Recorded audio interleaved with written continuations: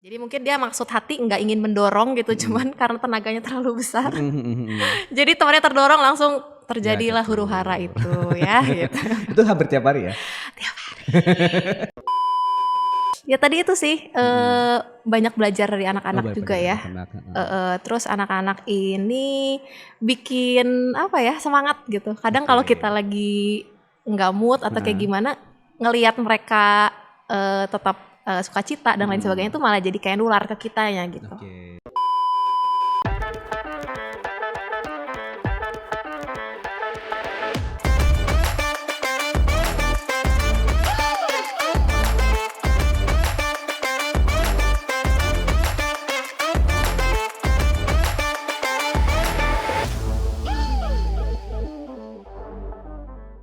Halo Penaburs Bandung, kita jumpa lagi dalam podcast inspiratif di channel BPK Penabur Bandung.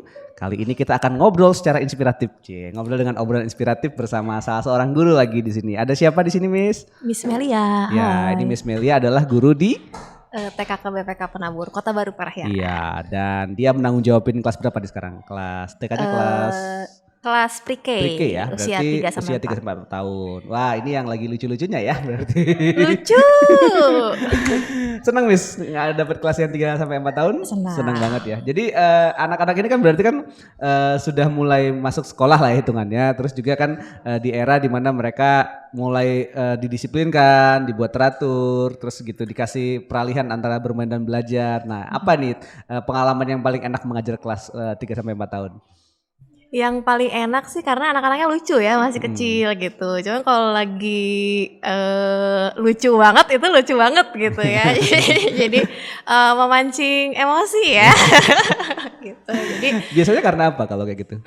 Karena kan mereka belum ini ya, peralihan dari rumah, aturan di rumah sama di sekolah berbeda. Terus mereka baru mulai belajar sosialisasi sama teman-teman. Terus kita kenalin aturan di sekolah kayak gini. Kalau main sama teman harus kayak gini gitu. Jadi itu sih yang harus berulang-ulang gitu diajarin ya kayak gitu. Jadi nggak instan. Apalagi sekarang ya karena kan sebelumnya belum banyak masuk kelas ya. Sekarang baru mulai masuk lagi kelas gitu ya. Dan terasa bedanya ya anak-anak itu. Iya betul. Biasanya karena ini ya pas sama temennya nanti dia biasa suka berebut mainan atau ini gitu iya, ya. Betul. Jadi mungkin dia maksud hati nggak ingin mendorong gitu. Cuman karena tenaganya terlalu besar. Jadi temannya terdorong langsung terjadilah huru hara itu ya gitu. Itu hampir tiap hari ya? Tiap hari. Sabar tapi dong berarti, sabar sekali. Mungkin ditempatkan di sini supaya sabar. Oh iya, ditempatkan di sini supaya sabar. Pernah ngukur tensi nggak sebelum sama setelah ngajar? Enggak gitu? Sih enggak. Tapi kayaknya enjoy loh sampai masih ketawa-ketawa dan masih ini. Iya. Apa yang bikin tetap semangat ngerjainnya? Yang tetap semangat anak-anaknya sih, karena apa ya, walaupun mereka kadang suka ngeselin gitu ya. Tapi mereka tuh cepet baikan lagi gitu anak-anak tuh. Jadi malah justru saya tuh banyak belajar dari anak-anak ya. Kalau kita kan kadang kalau konflik sama temen tuh sampai aduh gitu ya. Diem-dieman apa gimana gitu. Tapi kalau anak tuh udah ditegur dia kesal tapi ya udahnya tuh ya udah gitu. Biasa lagi gitu, main lagi. Sama kita juga gitu, sama missnya ditegur udahnya baikan lagi gitu. Kita pelukan lagi, main lagi. Ya, dan itu gak nyampe lama ya maksudnya? Gak nyampe lama. Ya, itu yang kita pelajari dari anak-anak ya, gitu ya. Betul. Kadang-kadang kita saking ininya sampai ya gitu ya bisa berlama-lama tidak meminta maaf, tidak memberikan maaf gitu ya. Sinode gereja sampai pecah-pecah, enggak ya? Jadi ngomong ke sana kita enggak, tapi itu contoh bahwa orang dewasa perlu belajar sama anak-anak ya, gitu. Bagaimana kita konflik itu bisa diselesaikan dalam waktu yang cepat dan hatinya udah langsung plong lagi ya seperti keadaan semula kan, kita seolah-olah tidak ada lagi yang kayak tadi nggak ada masalah sama temennya ini gitu, biasa lagi aja gitu. Tapi itu tanggung jawab tersendiri ya. Karena kan di usia sekarang berarti anak-anak sudah mulai ini ya tadi yang masa peralihan tadi ya dari situ dan itu jadi memberikan step berikutnya ya untuk pelajaran yang mulai mendisiplinkan atau mulai dikasih pengetahuan gitu. Betul, karena mereka kan baru pertama kali keluar dari rumah nih, baru pertama kali sekolah gitu. Jadi kalau di sekolah tuh kayak gini gitu. Kalau nggak ada orang tua tuh kita harus ngikut aturan sini kayak gitu-gitu sih. Jadi kalau di usia segitu yang diajarin biasanya apa aja Miss? Kalau kemandirian, terus life skill. Sosialisasi sama teman-teman, motorik. Bentuknya kira-kira seperti apa? Kayak misalnya pas di kelas tuh berarti diapain? Kalau kemandirian pasti ya datang-datang harus orang tua nggak boleh masukkan sampai depan aja gitu ya. Kalau awal-awal kan pasti mereka masih nangis-nangis. Tapi yang tahun ini tuh luar biasa ya. Di 2 minggu masa percobaan orang tua boleh masuk juga mereka tuh nggak ada yang nangis gitu. Walaupun mamanya jauh ya gitu. Jadi hebat-hebat sih gitu. Terus mereka belajar apa ya? Rutinitas gitu ya, kayak masuk kelas ngapain dulu, buka sepatu, simpennya di mana gitu. Terus ya yang hal-hal rutinitas seperti itu sih. Dan itu perlu dicek terus secara detail ya tiap hari ya. Harus tiap hari ya supaya jadi menerap jadi kebiasaan. Jadi kebiasaan seperti itu. Dan mungkin di mata orang kelihatannya sepele, tapi ternyata itu ini ya. Satu sisi itu penting buat masa depan, dari sisi lain juga energinya mungkin juga harus effort yang kita usahakan supaya besar ya ke sana gitu. Nah, Miss sendiri kenapa jadi suka dunia anak-anak? Apalagi usia yang pre-K yang 3 sampai 4 tahun tuh kenapa bisa seperti itu, Miss? Suka dunia anak-anak karena apa ya? Ya tadi itu sih banyak belajar dari anak-anak juga ya. Terus anak-anak ini bikin apa ya, semangat gitu. Kadang kalau kita lagi nggak mood atau kayak gimana, ngelihat mereka tetap sukacita dan lain sebagainya itu malah jadi kayak nular ke kitanya gitu. Nah sejauh berarti udah berapa lama ngajarnya? Udah sekitar 6 tahun. 6 ini tahun jalan ya. Tahun ke-7 berarti. Udah di tahun ke-7 dan pengalamannya pasti udah ada beberapa dong gitu untuk yang ini. Ada nggak yang mungkin bisa jadi inspirasi buat kita kalau cerita dari pengalaman selama mengajar nih? Aduh, inspirasi ya, buat Miss aja inspirasi atau enggak. Kalau buat kita kan nanti kita nilai ya inspirasi atau enggak gitu. Aduh, saya beda tipis ya inspirasi sama seru gitu. Ya, serunya seperti apa? Yang seru tuh awalnya kan ngajarnya kelas usia 4-5 tahun. Oke, 4-5. Terus di tahun kedua ngajar tuh dipindahin ke yang langsung 2-3 tahun gitu kan. Yang bener-bener baru masuk pertama kali ya. Bener-bener. Kalau 4-5 tahun tuh kan bisa diajak ngobrol anaknya ya. Udah bisa tektok lah gitu. Ini 2-3 tahun masih baby gitu. Jadi saya belajar lagi dari awal gitu di situ gitu ya. Tanpa ada pengalaman gitu. Belajar lagi memahami bahasa bayi gimana sih. Belum bisa ngomong anak. Belum sempurna ngomongnya gitu kan. Udah gak ada orang tuanya kan ditinggal gitu di sekolah gitu, mereka bergantung penuh sama saya gitu. Jadi di situ saya belajar banyak sih bagaimana ngehandle anak-anak, bikin mereka dulu nyaman sama saya dulu gitu ya, supaya mereka betah di sekolah gitu ya, nggak sampai nangis-nangis tiap mau ke sekolah kayak gitu. Itu sih belajar banyak hal, menguasai emosi dan lain sebagainya kayak gitu. Terus langsung dipercayakan berapa anak itu 12 anak gitu ya, lumayan gitu ya. Jadi aduh, mana merekanya kan kesana kemari gitu ya, kalau anak kecil tuh ya beda sama yang usia udah kayak itu tuh kan lebih stable gitu. Jadi harus dihitung dulu dombanya gitu. Kalau kita moving ke kelas ini gitu, dombanya hilang satu, kemana tadi yang satu gitu. Belajar apa ya, lebih teliti kayak gitu, lebih pay attention gitu. Pertama kali anak bisa percaya itu gitu, caranya gimana sih Miss? Kalau saya juga bingung gimana sih. Itu alami atau gimana kalau Miss lihatnya? Kalau kan awalnya pasti kan kita ketemu sama anak kan belum tentu langsung ini kan. Pasti dia akan ngelihat dulu penampilannya atau pembawaannya gitu. Nah, biasanya kenapa ada yang langsung bisa kayaknya enak nih Missnya gitu? Itu juga beda-beda gitu ya. Kadang saya pikir semua anak sama gitu, seneng yang rame-rame gitu, ekspresif gitu kan. Jadi pas anak datang, gitu. Ternyata ada anak yang nggak suka digituin gitu. Jadi mereka malah jadi takut gitu. Oh, berarti dari situ saya belajar. Oh, tiap anak tuh berbeda-beda. Jadi cara saya pendekatan sama mereka juga beda-beda gitu. Ada anak yang nggak suka gitu, kita terlalu heboh. Berarti kita harus nurunin kehebohan kita gitu ya. Harus lebih kalem gitu. Tapi pada dasarnya Miss tipe heboh atau tipe yang agak kalem sebenarnya? Bisa dua-duanya. Oh, bisa tergantung. Dua-duanya ya. Jadi itu yang disesuaikan ke anak-anak ya. Harus kenalinya awalnya berarti memang harus langsung ketemu dan langsung ketemu sambil ya membaca. Oh, ini anak karakternya seperti ini ternyata kayak gitu. Bisa ngebacanya itu karena apa tuh? Biasanya karena pengalaman ya berarti ya? Iya betul, karena gak diajarin saya juga. Ya jadi kita tahu ini suka yang kalem, ini suka yang ceria gitu. Itu yang emang kelihatan dari respon mereka waktu kita bereaksi seperti ini, mereka kayak gimana responnya kayak gitu. Dan tiap angkatan pasti perlu harus update terus ya, berubah. Nah, ini caranya seperti itu ya. Wah ini PR panjang ini berarti ya kalau jadi guru anak-anak ya gitu. Karena tadi kan yang konsep yang pertama tadi kan karena satu sisi peralihan dari rumah, terus pas di sekolah kan memang sepenuhnya di kita ya tanggung jawabnya seperti itu. Itu yang bikin jadi tanggung jawab ke orang tuanya juga besar karena masih kecil-kecil nih anak-anaknya gitu.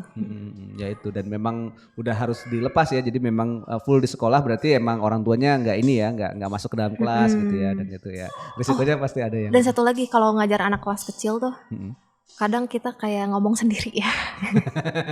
Kayak penyiar radio gitu. Iya. Karena Tapi mereka sebenarnya pay attention kan atau gimana? pay attention sih, cuma kadang sambil ngapain gitu, kadang juga nggak diperhatiin juga gitu. Jadi ya udahlah kudu tebal muka. Oke. Jadi kalau kayak jadi cuekin tuh gimana Ya tetap biasanya? cerita aja, tetap running aja gitu. Iya ya, itu Sambil yang panggil-panggil satu-satu gitu. jadi Narik perhatiannya lagi satu-satu gitu. Itu. Wah, ini ya karena kan ada kecenderungan juga terutama di zaman sekarang itu juga orang tua beberapa mengeluh kan karena anak jarang bisa berkonsentrasi lebih dari beberapa menit lah gitu ya seperti itu karena mungkin terlalu banyak distraksi gitu ya dan akhirnya dia punya keasikan tersendiri gitu. Tapi itu ya bikin narik perhatiannya lagi dengan manggil namanya, dengan melihat, dengan mengubah nada suara gitu. Betul, iya. Waduh, saya harus banyak belajar ini. Saya juga masih belajar ini. Dan karena tantangannya selalu tambah terus ya tiap tahun, maksudnya akan ada hal-hal yang baru yang kita kadang yang kita kemarin berhasil ke anak yang baru nggak bisa diterapin yang sama gitu. Jadi ya memang bukan setahun mengajar diulang berkali-kali, tapi terus mengajar bertambah terus ya, pengalaman mengajar dan terus belajar untuk pengalaman itu gitu. Ya. Jadi Miss tadi betah karena anak-anak nih katanya ya, karena memang anak-anaknya bikin energi, bikin semangat gitu. Betul. Tapi memang dulu kan nggak pernah ngerasa suka sama anak kan katanya. Tapi ya itu tadi mungkin ya. Ya itu kan makanya berdoa Tuhan kalau memang saya di sini, bikin saya tuh suka gitu. Jangan jadi saya ngejalaninnya terpaksa gitu. Ternyata dikasih lah rasa emang sayang sama anak-anak ini. Jadi menjalaninya juga enggak dengan terpaksa gitu. Ya, jadi sekarang sepenuh hati. Bahkan sekarang jadi guru sekolah minggu juga ya. Iya, wah rajin sekali. Iya, yang tidak pernah diimpikan di masa lalu teman-teman, akhirnya terjadi di sekarang gitu ya.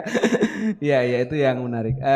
Kalau boleh ditanya Miss, sebenarnya part yang paling mengasihkan dari mengajar dan part yang jadi tantangan lah kalau dalam mengajar, terutama usia sekarang.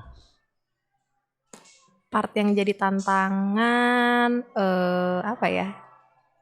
Yang tadi sih. Yang peralihan itu sih. Iya, masa peralihan tadi. Kita menanamkan hal yang baru gitu ke mereka gitu. Ya.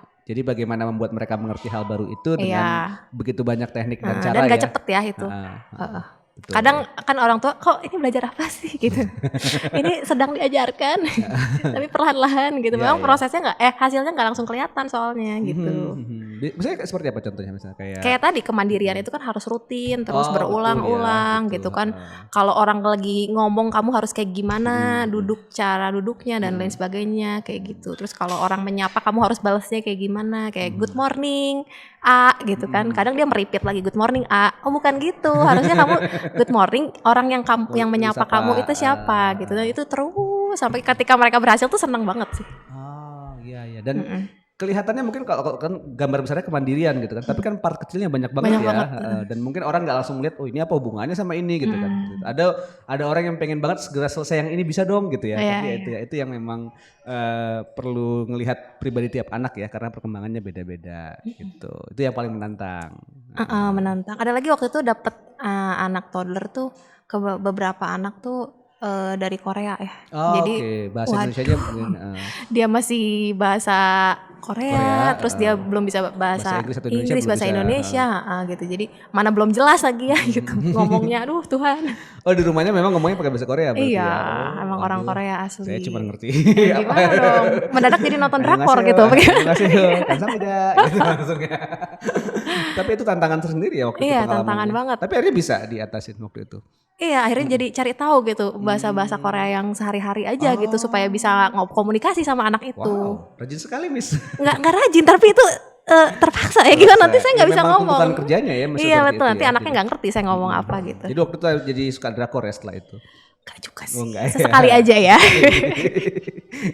Nanya-nanya ke teman yang bisa bahasa Korea. Kebetulan ada orang tua murid yang waktu itu bisa bahasa Korea, jadi sempet nanya-nanya instruksi-instruksi yang sederhana. Kalau misalkan nyuruh anak duduk gimana ngomongnya dan kayak gitu. Kalau menyapa gimana dan sebagainya sih. Menarik ini. Yang sedikit-sedikit lah ya. Sedikit ya gitu. Itu tantangan-tantangannya tuh. Kalau yang paling seru apa dari semuanya? Semuanya seru. Berarti sangat mencintai pekerjaannya ya, misalnya Iya, bikin bakal lama nih kayaknya di sini nih, bakal terus ngajar dan ini ya, cinta anak-anak kayaknya gitu. Oke, thank you banget ya Miss Mela sudah berbagi cerita dengan kita gitu ya. Jadi apa kalau terima kasih Kang Samida. Gemawa.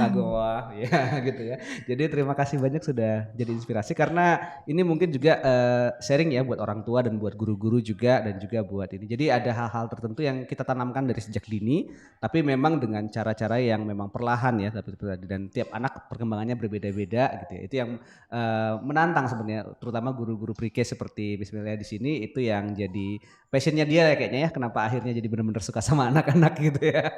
Thank you banget sudah berbagi. Terima kasih teman-teman yang telah menyaksikan tayangan ini. Saksikan terus podcast inspiratif di channel BPK Penabur Bandung. Jangan lupa like, share dan komen. Cerita juga pengalaman Bapak Ibu dan rekan-rekan sekalian atau teman-teman yang dulu kemarin waktu di pre-K seperti apa gitu kan atau yang pernah diajar sama Miss Melia nih ya. Mungkin pernah rasanya seperti apa, boleh share juga di sini ya. Oke, jangan lupa saksikan obrolan berikutnya. Sampai jumpa semuanya. Maju terus BPK Penabur Bandung. Dadah.